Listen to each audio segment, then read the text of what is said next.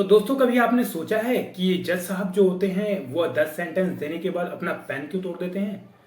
दोस्तों, इसके पीछे का रीज़न यह है कि ब्रिटिश रूल में पेन को तोड़ दिया जाता था और इसीलिए उसी चीज़ को कस्टम की तरह फॉलो करते हुए इंडियन जुडिशरी सिस्टम में भी जजेस पेन को तोड़ देते हैं। लेकिन इसके पीछे का रीज़न कभी आपने सोचा है? कभी जानने की कोशिश की है? नहीं ना? तो मैं आपको बताता हूँ इसके पीछे के 3 मेन रीज़न।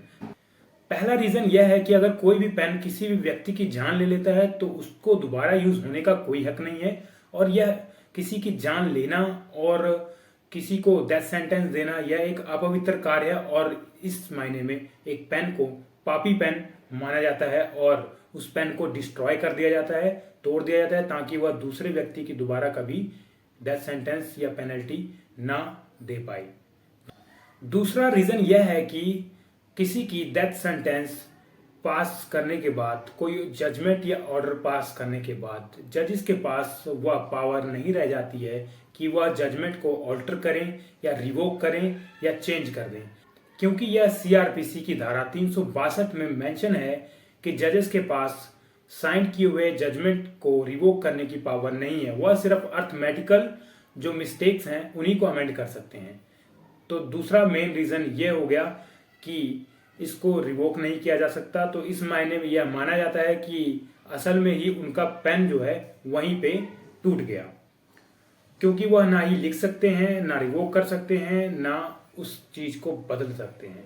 चाहे उनका माइंड भले ही बदल जाए, वह अपने आप में सोचने लग जाए कि मैंने गलत काम कर दिया है जजमेंट पास करके, तो मुझको वापस ले लेना चाहिए, लेकिन असल में वह अपने इस ऑर्डर को रिवोक नहीं कर सकते हैं। इसलिए यहीं पे मान लिया जाता है कि उनका पेन जो है टूट चुका है फैक्चुअली।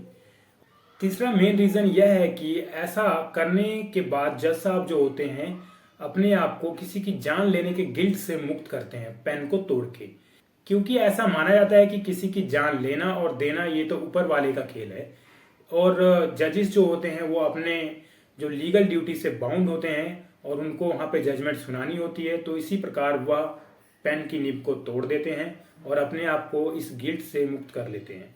तो दोस्तों, आप लोगों का क्या सुझाव है कि पेन की निब को क्या तोड़ देना चाहिए, या सही है या गलत है? आप लोग इस वीडियो के नीचे कमेंट करके बताएं कि यह सही है या गलत है।